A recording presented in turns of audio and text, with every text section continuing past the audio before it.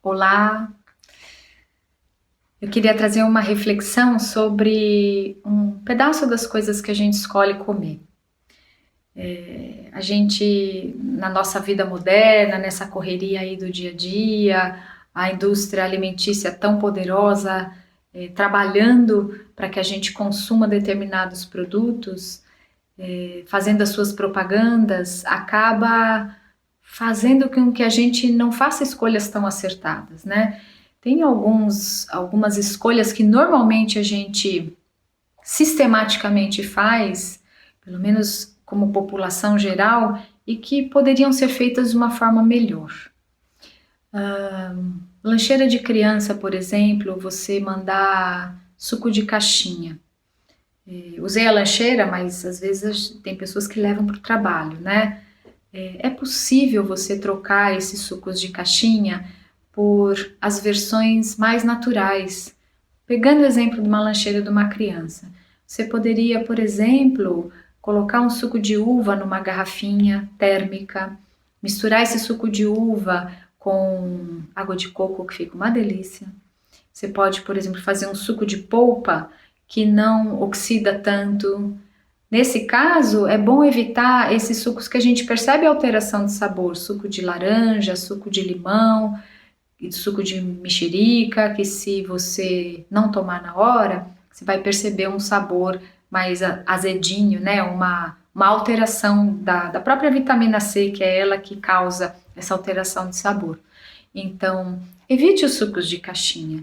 Mesmo aqueles que têm apelo saudável, de que não tem açúcar, em geral eles têm algum estabilizante, ou se não tem, no mínimo a gente está pensando em embalagens que estão sendo descartadas.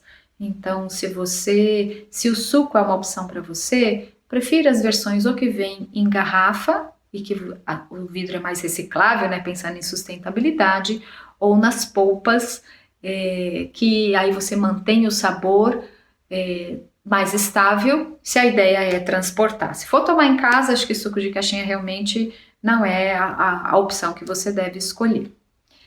Pensando num café da manhã, por exemplo, onde você vai ter aí algo para misturar num leite vegetal especialmente, né?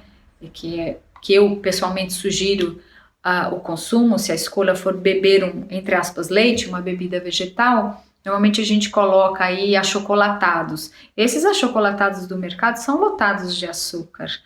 E mesmo as versões light, você pegar aí uma versão tradicional de um achocolatado bem conhecido, a versão light e a versão tradicional, eles não têm quase diferença. A grande diferença fica no teor de sódio, porque, por exemplo, as versões light vão ter adoçantes e alguns adoçantes contendo sódio na composição.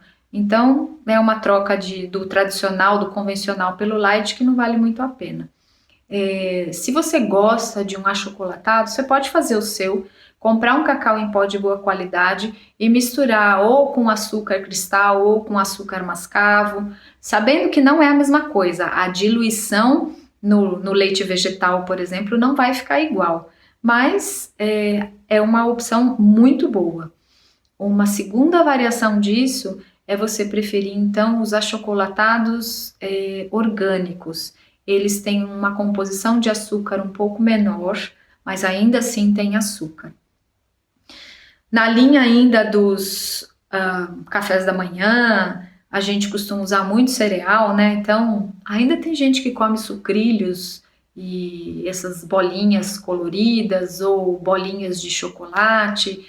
Isso, gente, é um alimento extremamente processado, cheio de açúcar, de corante, de estabilizantes, emulsificantes, todos os aditivos da indústria alimentícia estão contidos ali.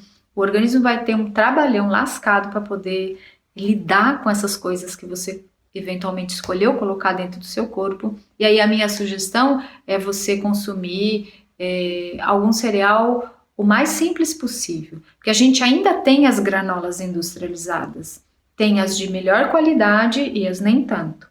Então, como é que você vai saber quando você for comprar, por exemplo, uma granola, que é certamente melhor do que esses cereais de pacote de grandes empresas? Que o açúcar esteja o mais longe possível do início da lista de ingredientes, então que seja ali uma aveia, flocos de milho, as frutas secas, as castanhas, e certamente vai ter algum adoçante ali, ou melado, ou mel, ou açúcar, que isso seja o mais longe possível da lista de ingredientes. Ou você faz a sua própria granola em casa. A granola, por conceito, é uma mistura de um cereal com uma castanha e uma fruta seca. Então, você pegar uma aveia, misturar uma uva passa e colocar um punhadinho de semente de abóbora, você teoricamente já fez a sua granola. Quiser dar uma crocância, você leva isso no forno com um tico aí de melado, por exemplo, e fica bem gostoso. Então, são trocas bem legais. Duas outras coisas ainda que eu queria falar que compõem ou café da manhã ou alguns lanches são pães industrializados e pastinhas industrializadas. Os pães, se você não tem como fazer um pão na sua casa, procure por pães que na parte frontal esteja escrito 100% integral. E para você conferir se ele é 100% integral, é só você virar a embalagem ou achar a lista de ingredientes e achar um único ingrediente, farinha de trigo integral. Se a versão foi para não comprar pão que não tenha farinha de trigo, tenha outra farinha, por exemplo, farinha de arroz, que seja farinha de arroz integral. Então aí, escolher um pão 100% integral, o mais artesanal que você conseguir, é melhor. Tem máquina panificadora doméstica? Ótimo! Faça o seu próprio pão em casa, nas versões mais integral que você puder, coloque várias sementes e aí fica bacana. Essa máquina, essa panificadora, eu acho que é um investimento que vale a pena se for possível para você. E as pastinhas, que são essas assim, as vegetais, essas de origem animal, elas são bem inadequadas em termos de composição.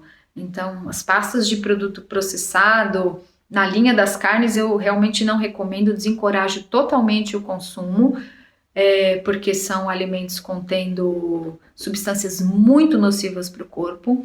As pastas feitas à base de laticínios, pessoalmente eu também não recomendo, porque eu pessoalmente não recomendo o consumo de laticínios de forma geral, não considero isso bons alimentos.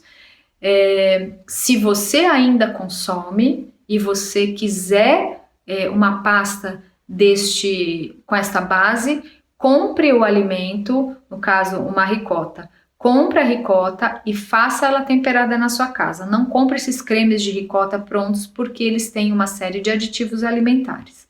E se for na linha vegetal, evite as pastinhas feitas com extrato de soja ou que contenham muitos aditivos. O grande X é a gente sempre olhar a quantidade de aditivos alimentares que devem, assim, preferencialmente estar ausentes desses alimentos. Os artesanais, em geral, não têm, ou se tiver algum conservante, alguns deles usam os mais naturais possíveis.